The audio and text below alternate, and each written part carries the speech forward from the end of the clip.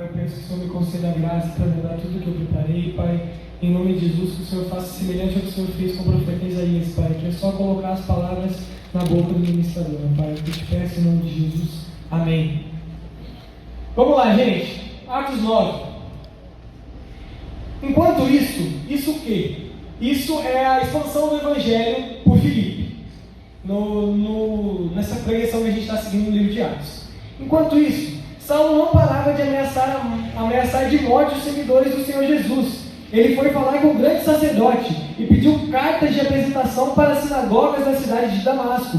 Com esses documentos, Saulo poderia prender e levar para Jerusalém os seguidores do caminho do Senhor que moravam ali, tanto os homens quanto as mulheres. Mas na estrada de Damasco... Obrigado, Pedro. Mas na estrada de Damasco, quando Saulo já estava perto daquela cidade, de repente, uma luz que vinha do céu brilhou em volta dele. Ele caiu no chão e ouviu uma voz que dizia: Saulo, Saulo, por que você me persegue? Quem é o Senhor? Perguntou ele. A voz respondeu: Eu sou Jesus, aquele que você persegue. Mas levante-se, entre na cidade e ali dirão a você o que você deve fazer. Os homens que estavam viajando com Saulo ficaram parados sem poder dizer nada. Eles ouviram a voz, mas não viram ninguém. Saulo se levantou do chão e abriu os olhos, mas não podia ver nada. Então eles pegaram pela mão e o levaram à cidade de Damasco. Ele ficou 3 dias sem poder ver e durante esses 3 dias não comeu nem bebeu nada. Em Damasco morava um seguidor de Jesus chamado Ananias. Ele teve uma visão e lhe apareceu o Senhor, chamando: Ananias! Ele respondeu: Aqui estou, Senhor. E o Senhor lhe disse: Apronte-se e vá até a casa de Judas na rua direita e procura um homem chamado Saulo, na cidade de Tarso. Ele está orando e teve uma visão. Nela apareceu um homem chamado Ananias, que entrou e pôs as mãos sobre ele, a fim de que ele pudesse ver de novo. Ananias respondeu: Senhor, muita gente tem me falado a respeito desse homem e de todas as maldades que ele fez em Jerusalém com os que creem no Senhor. E agora ele veio aqui a Damasco com a autorização dos chefes, dos sacerdotes, para prender todos os que te adoram. Mas o Senhor disse a Ananias: Vá, pois eu escolhi esse homem para trabalhar para mim, a fim de que ele anuncie o meu nome aos não-judeus, aos reis e ao povo de Israel. Eu mesmo vou mostrar a Saulo tudo o que ele terá de sofrer por minha causa. Então Ananias foi e entrou na casa de Judas, pôs a mão sobre Saulo e disse: Saulo, meu irmão, o Senhor que me mandou aqui é o mesmo que você viu na estrada de Damasco. Ele me mandou para que você veja de novo e fique cheio do Espírito Santo. No mesmo instante, umas coisas parecidas com escamas caíram nos olhos de Saulo e ele pôde ver de novo. Ele se levantou e foi batizado. Depois ele comeu alguma coisa e ficou forte como antes. Saulo e Damasco. Saulo ficou alguns dias com os seguidores de Jesus em Damasco e começou imediatamente a anunciar Jesus na sinagoga, dizendo: Jesus é o Filho de Deus. Todos os que ouviam Saulo ficavam admirados e perguntavam: Não é este o homem que em Jerusalém estava matando todos os seguidores de Jesus? Não foi ele que veio até aqui para prender e levar essa gente ao chefe dos sacerdotes? Mas as mensagens de Saulo se tornavam cada vez mais poderosas, e as provas que ele apresentava de que Jesus era o Messias eram tão fortes que os judeus que moravam em Damasco não sabiam o que dizer. Quando ouviram que Paulo lhe falava em língua hebraica, fizeram mais silêncio ainda. Peraí, coloquei errado. Atos 22, de 2 a 5. Todo mundo vai para mim. Em Damasco não sabiam o que dizer. Quando ouviram que Paulo lhe falava em língua hebraica, fizeram mais silêncio ainda. Peraí, coloquei errado. Atos 22, de 2 a 5. Todo mundo vai para 22, por favor. Atos 22. Eu estou na frente de vocês? Sim. Tá. Quando ouviram que Paulo lhes falava em língua hebraica, fizeram mais silêncio ainda. Paulo continuou: Eu sou judeu, nasci em Tarso da Cilícia, mas fui... Eu ia falar Sicília.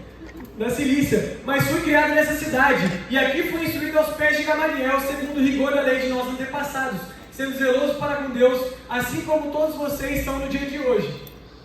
Persegui este caminho até a morte, prendendo homens e mulheres e os lançando na cadeia. Disto são testemunhas do sumo sacerdote e todos os anciãos. Deles eu recebi carta para os irmãos judeus de Damasco e fui até lá para trazer amarrados a Jerusalém os que também estivessem lá para serem punidos. E Paulo disse ainda: Eu mesmo pensava que devia fazer tudo que... Isso é 26, desculpa. Eu mesmo pensava que devia fazer tudo que pudesse contra a causa de Jesus e de Nazaré. E foi o que fiz em Jerusalém. Recebi a autorização do chefe dos sacerdotes, prendi muitos seguidores de Jesus. Quando eram condenados à morte, eu também voltava contra eles. Durante muito tempo eu os castiguei em todas as sinagogas e os forcei a negar a sua fé. Tinha tanto ódio deles que fui até outras cidades para persegui-los. Isso aqui é Paulo. Estou falando de Paulo, naquele mesmo que você lê as cartas. Paulo, ele era um perseguidor de Jesus, como a gente acabou de ver. Ele tinha problemas graves. E ele falou o seguinte, ele falou em algum momento que ele tinha problemas graves com os seguidores de Jesus? Não. Como é que ele fala ali? Volta, por favor. Vai para frente. Eu mesmo pensava que devia fazer tudo que pudesse contra a causa de Jesus de Nazaré. Qual é a causa de Jesus de Nazaré? É o Evangelho. É a mensagem da salvação. Paulo odiava Jesus. Ele odiava Jesus, ele não gostava.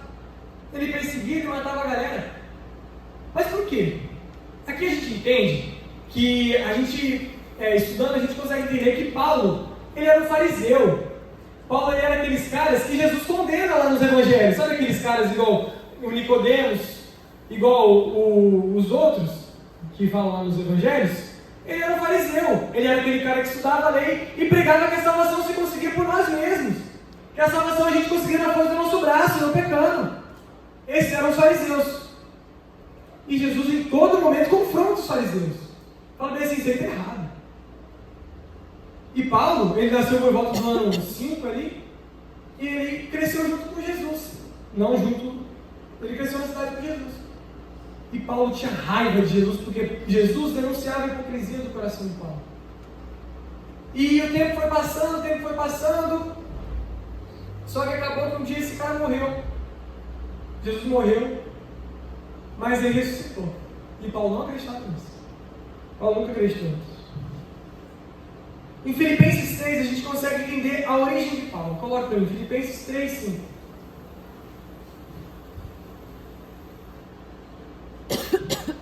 Vou ler para você então. Fui circuncidado quando tinha 8 dias de vida. Sou israelita de nascimento da tribo de Benjamim, de sangue hebreu. Quanto à prática da lei, eu era fariseu. Eu era tão fanático que perseguia a igreja. Esse era Paulo, um cara que persegue a igreja e mata cristãos. Continuando. E foi o que fiz em Jerusalém. Recebi autorização do chefe dos sacerdotes e perdi muito dos seguidores de Jesus. Quando eram condenados à morte, eu lutava contra ele. Durante muito tempo eu castiguei em todas as sinagogas e os forcei a negar a sua fé. Tinha tanto ódio deles que fui até outras cidades para persegui-los. Paulo ele era um cara que ele não respeitava o domicílio das pessoas. Ele entrava à força na casa das pessoas. E mais, ele entrava à força nas igrejas. Ele fechava a porta das igrejas e falava bem assim: neguem a sua fé, senão eu vou matar vocês, senão eu vou prender vocês. Imagina chegar um cara agora, aqui, o presidente, o prefeito deu aval para ele, ele fecha aquela porta ali, ele está fortemente armado, ele fala bem assim: vocês aqui da Atos, neguem a fé de vocês, senão eu bato em vocês, eu levo vocês de camburão, senão eu mato um de vocês, e ele mata um da gente. Pesado, né? Era o que Paulo fazia. Em Atos 9, na versão NA, fala assim: que Paulo respirava ameaças e morte contra os discípulos do Senhor. Esse termo no grego, sabe o que quer dizer? Ele é usado quando vão falar para feras que devoram a sua presa. Pensa o leão e uma zebra. Qual que é o objetivo de vida do leão? É matar a zebra, é pegar a zebra para comer. E qual que é o objetivo da zebra? É fugir do leão. Qual que era o objetivo de Paulo? Pegar a igreja e matar a igreja. Qual que era o objetivo da igreja? Fugir de Paulo. Ele devorava a igreja. Ele matava cristãos cruelmente. Esse era Paulo. Versículo 21. Todos os que ouviam Saulo estavam atônitos e diziam: não é este o que exterminaram em Jerusalém os que invocam o nome de Jesus? Acho que o Bruto está gravando. Gente, vocês sabem o que é aprender, vocês sabem essas coisas, mas vocês sabem o que é exterminar? O que é exterminar? Alguém fala aí para falar. Dizimar. Dizimar, matar. massacrar. Não é algo leve, não. Sabe quem exterminou pessoas e ajudou por causa disso por todo sempre? Hitler, por exemplo. Isso que é exterminar. Assassinato em massa. Era isso que Paulo fazia. Vou contar uma história para vocês. Um dia, um grupo terrorista, ele foi para Moçambique, o país de Moçambique. E eles invadiram uma aldeia, a aldeia não sabia que eles eram um grupo terrorista. E aí, eles falaram o seguinte: galera, divida o seguinte aí para mim. Vai para a esquerda os cristãos e para a direita os muçulmanos. E a galera fez isso. Uma mulher inteligente, às vezes, a gente pode pensar, ela falou bem assim: eu vou para o lado dos muçulmanos. Eu sei que aqui na África Oriental a galera geralmente gosta de perseguir cristão, e vai para lá. Só que o sobrinho dela vai para o lado dos cristãos. História real. E aí, aquele grupo terrorista do nada tira a arma e extermina todas as pessoas que estão do lado dos cristãos. E alguns fogem para o meio da mata, mas o sobrinho daquela mulher, ele de fato morre. Imagina a angústia dessa mulher. Na Nigéria, uma vez, no Natal, aniversário de Jesus, nascimento de Jesus, um grupo terrorista, ele chegou com câmeras e fortemente armado. E eles foram lá e prenderam 11 cristãos. Perguntaram assim: vocês negam a fé de vocês em Jesus? E os 11 cristãos falaram assim: não, eu não nego. Eu creio em Jesus, eu sei que ele ressuscitou dos mortos. E eles começaram a gravar então. E mataram todos aqueles cristãos. Detalhe: esse vídeo está na internet. E sabe qual foi a frase que eles falaram, que o grupo falou depois de matar os cristãos? Isto é um recado para os cristãos do mundo inteiro. Isso que eles falaram. Mas sabe o que é o mais chocante? É que isso aconteceu em 2023. E esse grupo é o Estado Islâmico. E ele é ativo no mundo.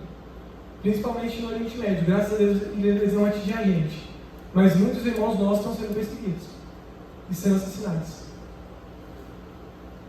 E entendendo a Bíblia, entendendo o contexto bíblico, a gente entende que o maior exterminador do primeiro século de cristãos e assassino de cristãos, quem que era? O apóstolo Paulo. Ele era como se fosse o líder do Estado Islâmico, gente. Ele matava sem dó, igual eles falam. Esse era Paulo. Mas um dia, o Evangelho, ele parou de ser pregado só em Jerusalém, como ela falou na semana passada. E eles começaram a pregar em outros lugares. E aí um dia, nessas pregações, uma galera foi para Damasco. Paulo falou assim: eu vou atrás. E ele foi atrás. Só que Jesus foi atrás dele também. Tem uma pergunta para vocês. Quando Saulo, ele vai para Damasco, ele queria receber Jesus? Qual é a última coisa que ele queria? Se encontrar com Jesus. Ele nem acreditava que aquilo era possível. Ele achava que era tudo uma mentira. E o que acontece? Paulo encontra Jesus? Não, Jesus encontra Paulo. Jesus encontra Paulo. Jesus vai até Paulo. E acontece que a gente consegue ver nos versículos 4. Mais uma coisa antes de ir para esse versículo. Vocês lembram quando eu peguei sobre Estevão? Estevão, aquele homem cheio do Espírito Santo, primeiro mártir do cristianismo. Olha o que o capítulo 22 fala.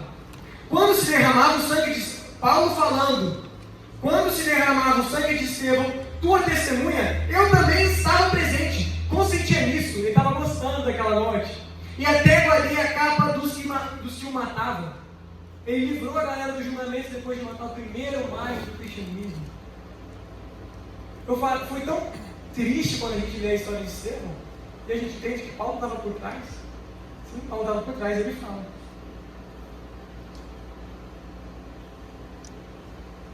Mas aqui acontece a maior salvação da história. Salvação é um milagre. Paulo nunca conseguiria salvar, ele nem queria. Mas acontece que a gente vai ler no versículo 4. Versículo 4. Mas a estrada é isso. Mas na estrada de Damasco, quando Saulo já estava perto daquela cidade, de repente, uma luz que vinha do céu brilhou em volta dele. Ele caiu no chão e ouviu uma voz que dizia: Saulo, Saulo, por que você me persegue? Quem é o Senhor? Perguntou ele. A voz respondeu: Eu sou Jesus, aquele que você persegue. Paulo estava indo matar cristãos e ele cai no chão. Paulo caiu fisicamente no chão? Sim, fisicamente. Só que ali não era só Paulo que estava caindo fisicamente. Era a dureza do coração de Paulo que estava caindo naquele momento.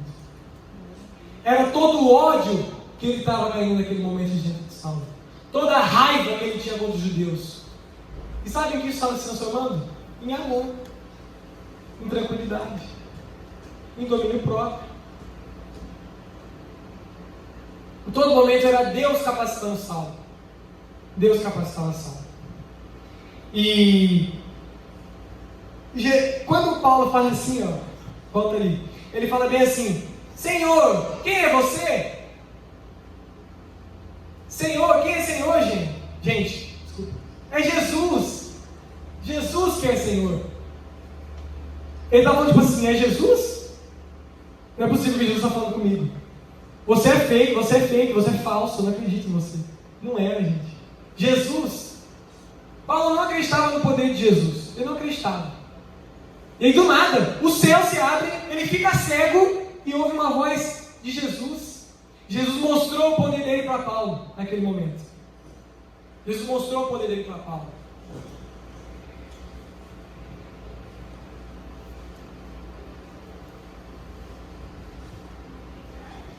E Paulo, ele muda de vida, como a gente sabe. Paulo, olha que milagre, ele vira um cristão. Sim, o perseguidor de igrejas virou o maior construtor de igrejas no mundo. O cara que matava cristão virou quem mais converte cristãos. O versículo 9 fala bem assim: ele ficou 3 dias sem poder ver e durante esses dias não comeu nem bebeu nada. O que é não comer nem beber nada na Bíblia? Ponto. Uma evidência que Paulo estava se convertendo. Versículo 11: e o Senhor lhe disse: apronte-se, vai até a casa de Judas na rua direita e procure um homem chamado Saulo da cidade de Tarso. Ele está orando. O que Paulo está fazendo? Cristão. Uma evidência de um cristão. O cristão ora, o cristão jejum. O homem que entrava em reuniões de oração para matar as pessoas, estava orando. Que ironia, né? Então Ananias foi, entrou na casa de Judas, pôs a mão sobre Saulo e disse: Saulo, meu irmão, o Senhor que me mandou aqui é o mesmo Jesus que viu você na estrada de Damasco. Ele me mandou para que você veja de novo e fique cheio do Espírito Santo. Pouquinho tempo antes, quem ele tinha matado? Estevão, o homem cheio do Espírito Santo. Como Deus é poderoso, gente. Como Deus é poderoso. No mesmo instante, umas coisas parecidas com escamas caíram nos olhos de Saulo e ele pôde ver de novo. Ele se levantou e foi batizado. Cristão não é batizado? Não entra numa igreja através do batismo? Sim, aquele matador de cristão, o maior matador de cristão, virou um cristão. Ele virou um cristão. A gente tem várias evidências. São 10 evidências. E agora? Qual que é a diferença de Paulo para os cristãos que ele matava?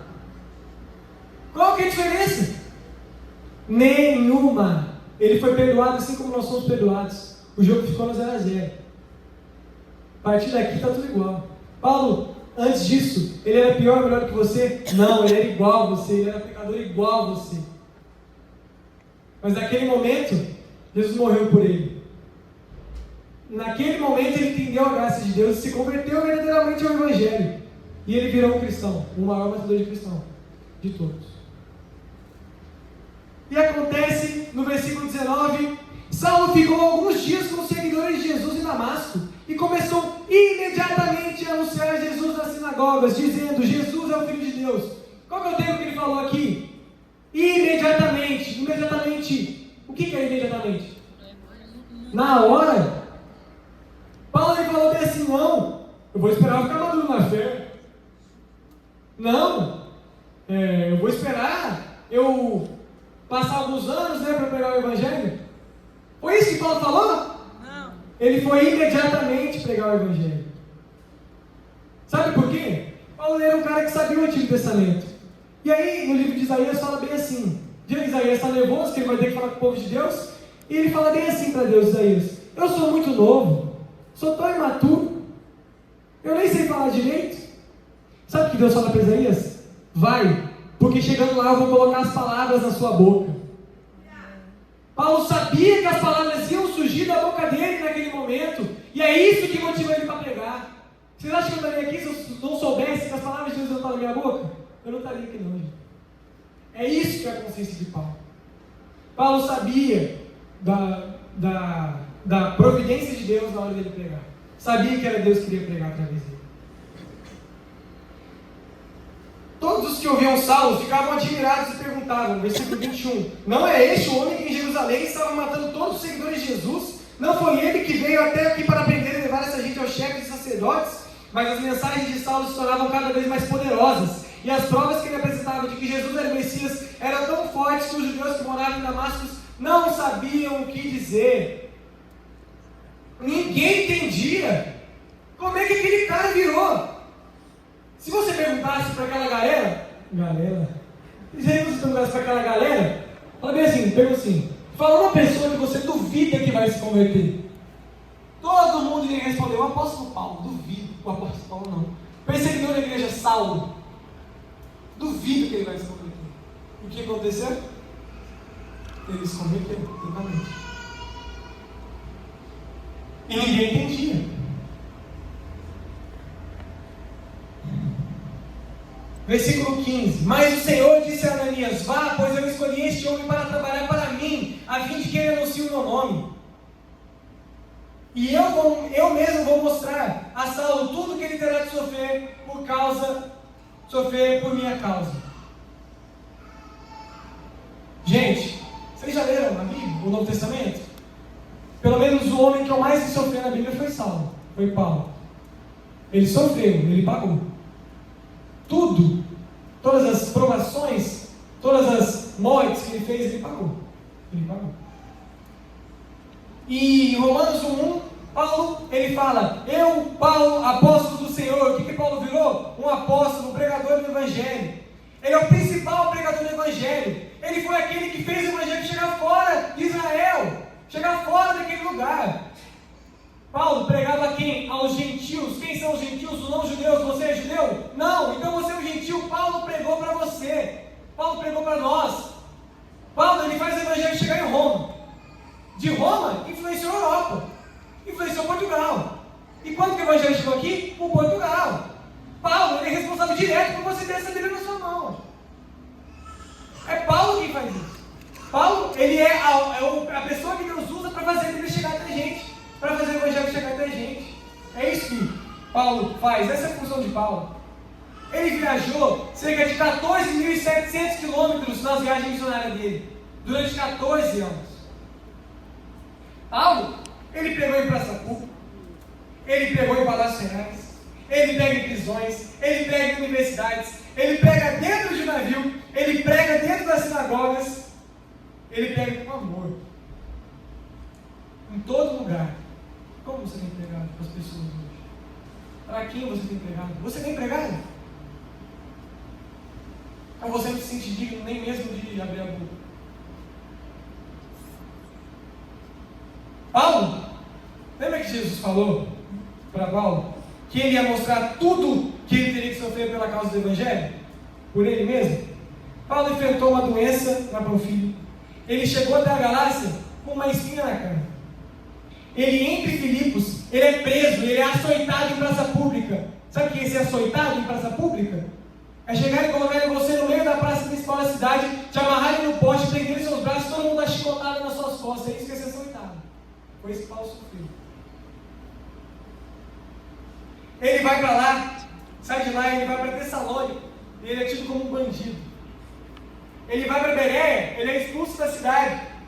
Ele chega em Atenas e a galera chama ele de tagarela. Está falando muito, cala a boca. Ele vai para Corinto e o povo fala bem assim, esse cara é um impostor. Ele vai para Éfeso e ele passa mal. Ele vai para Jerusalém e ele é preso. Ele vai para Cesareia e ele é acusado de algo que ele não fez. Ele vai para Roma, ele enfrenta um naufrágio, ele é preso, ele é algemado, ele vai para a cadeia. E Paulo, em todos esses lugares, plantou uma igreja. Afinal, a gente tem a carta dos Filipenses, da cidade de Filipos, dos Tessalonicenses, da cidade de Tessalônica. Paulo ia lá, chegava na cidade, pedia um convite: posso pregar na sinagoga? Pode, vem aqui. Ele pregava o evangelho verdadeiro, todo mundo se convertia, ia atrás dele, ia lá fazer uma igreja. Depois de fazer a igreja, ele determinava líderes da igreja e deixava uma igreja funcionando. Era essa a forma de Paulo plantar igrejas. E aí, uma vez, nessa prisão de Roma, ele está escrevendo para a igreja da galera de Filipe. Você acha que ele está magoado por ter apanhado? Por ter sido açoitado em praça pública? Por ter sido algemado? Olha o que ele fala em Filipenses 1,12. Meus irmãos, eu quero que vocês saibam que as coisas que me acontecem ajudaram de fato o progresso do Evangelho. E a gente passa um dia mal e também assim: não, Deus não quer que eu pregue, Deus não quer que eu fale. Não, eu ia falar de Deus na escola do meu amigo hoje, mas como que eu vou falar se eu passei mal e não fui mal? Ele não foi.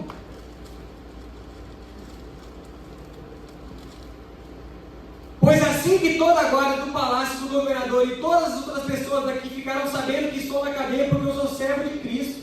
E a maioria dos meus irmãos, vendo que eu estou na cadeia, tem mais confiança no Senhor. Assim eles têm cada vez mais coragem para anunciar o Evangelho de Deus. É verdade que alguns deles anunciam Cristo porque são ciumentos e briguentos, mas outros anunciam com boas intenções. Estes fazem isso por amor, pois sabem que Deus me deu o trabalho de defender o Evangelho. Os outros não anunciam Cristo com sinceridade, mas por interesse pessoal. Eles pensam que assim aumentarão os meus sofrimentos enquanto estou na cadeia. Mas isso não tem importância. O que importa é que Cristo está sendo anunciado, seja por bons ou por maus motivos. Que coração evangelista que Paulo tem. Ah não, mas eu nem tenho chamado de evangelista. Chamado é para todos, chamado missionário é para todos. Ser missionário não é pregar na África, também é pregar na África. Mas quanto mais perto, é mais fácil de você ser missionário. O seu vizinho, ele precisa ouvir o Evangelho. A pessoa que está do seu lado da escola precisa ouvir o Evangelho. O seu namorado precisa ouvir o Evangelho. O seu irmão precisa ouvir o Evangelho. Pregue o Evangelho em todo momento. Paulo se tornou o maior teólogo, o maior pastor do primeiro século, o maior plantador de igreja, o maior missionário. Paulo. Para entrar nessas igrejas, igual a gente viu, Paulo precisava de uma carta. Você não pode entrar num lugar público sem ter uma autorização. E ele tinha amizade dentro da galera de Jerusalém. E aí, ele entrava lá através de cartas. Ele pegava uma carta e falava: daqui eu posso entrar. Depois passa o tempo, e 13 dos 27 livros do Antigo Testamento são o quê? Cartas de Paulo. São cartas, aquilo viraram cartas. Paulo precisava de carta para matar cristãos. E agora ele precisa de cartas para salvar cristãos. E nós somos salvos muitas vezes por causa da carta de Paulo. Eu fui salvo quando eu li Romanos, tenho certeza disso. Uma carta de Paulo. Deus é irônico. Deus coloca você na mesma situação. Na mesma situação. A gente tem Romanos, 1 e 2 Coríntios, Gálatas, Efésios, Filipenses, Colossenses, 1 e 2 Tessalonicenses, 1 e 2 Timóteo, Tito, Filemão. Nenhum homem na história do mundo gerou tanto impacto através de escritos do que Paulo. Paulo impactou a cultura moderna do mundo. Paulo mudou o mundo através das suas cartas, através dos seus escritos. Deus capacitou Paulo a isso. E Deus pode capacitar você a falar para pessoas do Evangelho. Para as pessoas do Evangelho. Por último, eu quero trazer alguns pontos para a gente refletir acerca da nossa própria vida. Então, eu peço que nesse momento você pense bastante.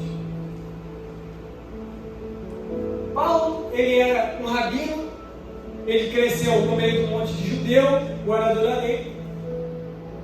Os amigos dele eram tudo assim, vocês concordam, né? O segundo metade dele era tudo assim. Paulo tem vergonha de mudar? Paulo tem vergonha de morrer sem você estar no bolso, tudo zoado, tudo escotado? Não tem. Paulo não estava nem aí porque os outros iam achar dele.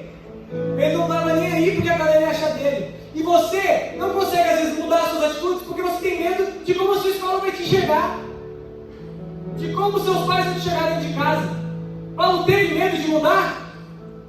Não. E a galera via, eles ficavam assim, é Paulo mesmo? É Paulo sim, porque Deus mudou a vida de Paulo. E Deus pode mudar a sua vida. Peça para que Deus mude a sua vida, Ele pode mudar a sua vida. Não tenha medo de como os outros vão te enxergar pela sua mudança. Não tenha medo. Mas mude. Porque é isso que Deus quer para você.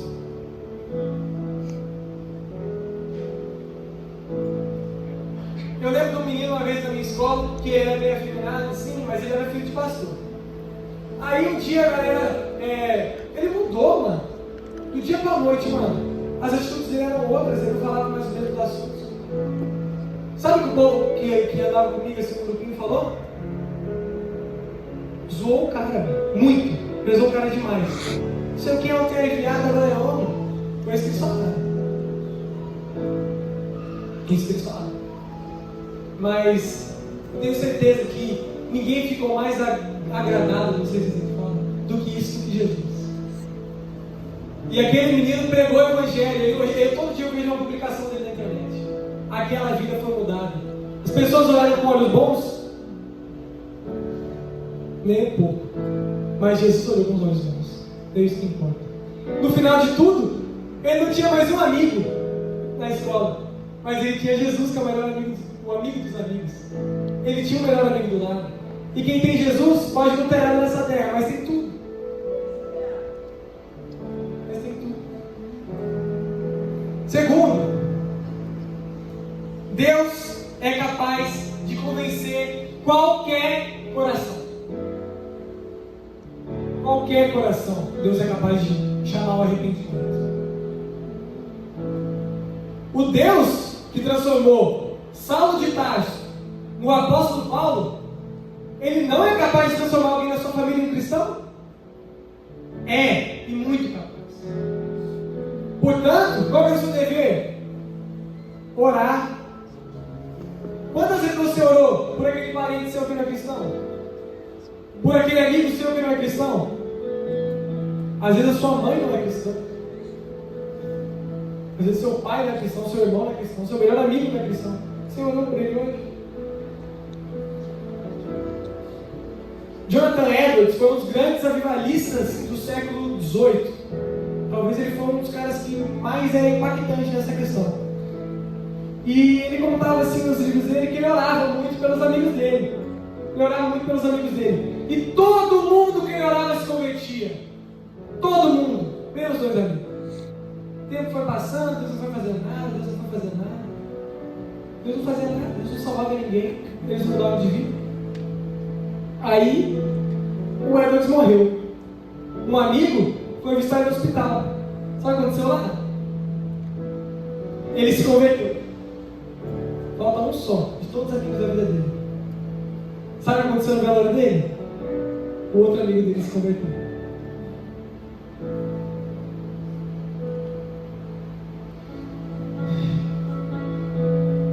Eu lembro de um amigo meu, o Isaac, que não veio aqui hoje. Mas eu orei muito tempo pela vida dele. E hoje ele se converteu. Hoje não, mas há muito que ele se converteu. Eu sei que Deus é capaz de fazer qualquer pessoa se converter. Assim como ele fez com Saulo, assim como ele fez com Isaac, assim como ele fez com todos os amigos de Jonathan Edwards, ele pode fazer na nossa vida. Ore pelos seus amigos, ore pela sua família. E eu quero que você pense em alguém que você deve orar. Pense, seu irmão, seu avô, seu tio. Mas é pior ainda quando não é um amigo seu, quando é você. É pior ainda quando você não sabe se tem a salvação, não sabe se é salvo. Esse é o pior de tudo. O pior de tudo é quando é você. Se você pode orar por um amigo, por que você não pode orar por si mesmo? Ore pela sua salvação. Peça para que Deus mude a sua vida. Peça para que Deus te jogue no chão igual ele fez com Paulo. E que a dureza do seu coração, ela quebre. Que a pedra de gelo gigante que está no seu coração se derreta. E você se aproxime de Deus. Você esteja perto de Deus. Você acha que Deus não é capaz? Depois de ouvir a história de Paulo? Isso aqui não é historinha não, gente. Isso aqui é verdade. Isso aqui aconteceu. Peça para Deus pela sua vida. Peça a Deus pela sua vida. E o mais interessante é que o cara não virou só um pregador. Seria louco. Mano, se Paulo tivesse só parado de perseguir os cristãos, já seria um milagre. Se ele tivesse pregado uma vez, que é isso, gente? Que milagrão. Agora ele virou o maior teólogo do mundo. Deus pode fazer você, que tem um coração endurecido, pregar para outras pessoas. Assim como ele fez com Paulo. Ele pode fazer você, que tem a vida toda desajeitada, ser exemplo de como ajeitar a vida para os outros. Ele pode fazer isso. Eu lembro meu tio uma vez, eu não lembro que eu não nessas, mas as histórias contam que uma vez, meu tio, ele era um cara que não era como meu tio. Ele tinha parado de ouvir o evangelho, meu avô não tinha, o irmão da minha mãe no caso. Ele tinha parado de buscar Deus, né? Tinha parado de buscar Deus, ele não queria mais saber de nada. Não, vou viver no mundo mesmo, esse negócio de ser cristão não vale a pena. Só que ele tinha pagado o acampamento no ano e ele não foi. E ele falou, não, devolve meu dinheiro. A igreja falou assim, não. Sabe o que ele fez? Eu vou no ano que vem. Eu vou suar o acampamento inteiro no ano que vem. Foi isso que ele falou. E aí ele estava lá curtindo com os amigos dele. Só que chegou um dia que estava tendo um culto. Falei assim, eu não vou lá nem que Deus me faça ir lá. E aí começou a inventar. E as árvores pareciam que elas iam cair de tanto vento que tinha lá. Eu tio lá para fora, eu falei assim, eu vou ter que entrar naquele auditório. E ele entrou. As paredes protegeram ele.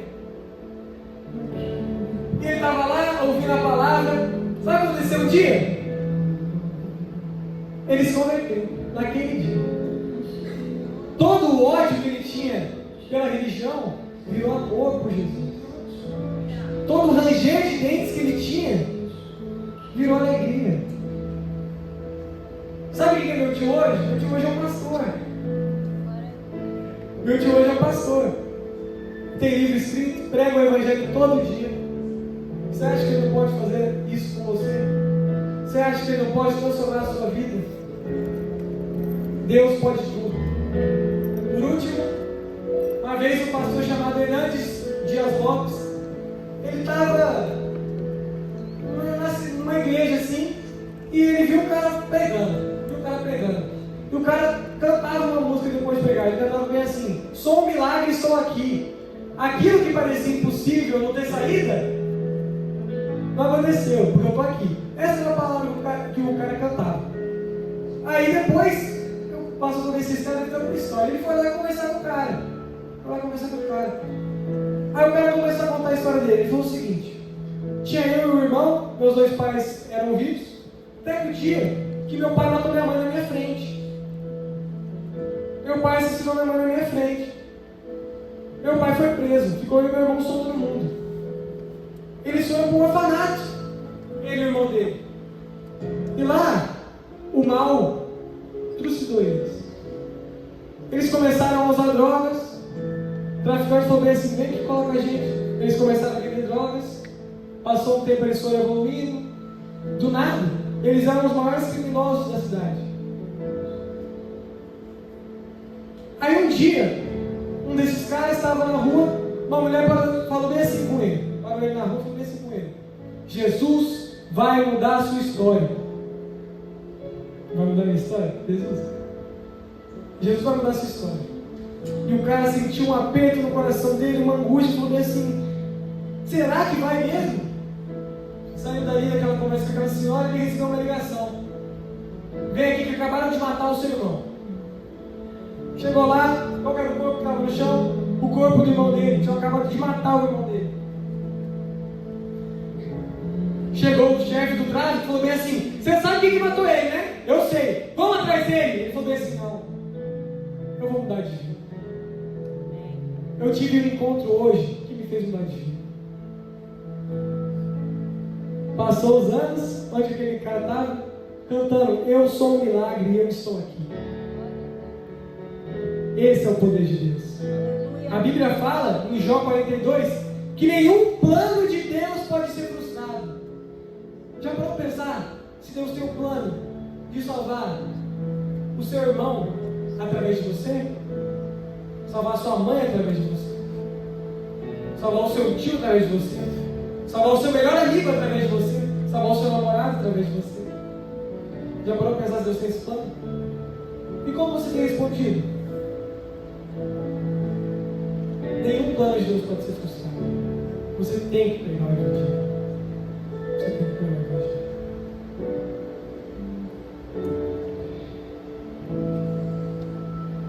Eu quero que você pense uma pessoa de Deus. Enquanto você ouve a música, não é essa música, mas enquanto você pensa no milagre, enquanto você pensa no milagre que Deus fez na vida de Paulo, enquanto você pensa que Deus fez um assassino virar um ganhador de vidas, pensa numa pessoa que você acha que deve ver o Evangelho. Pensa nessa pessoa.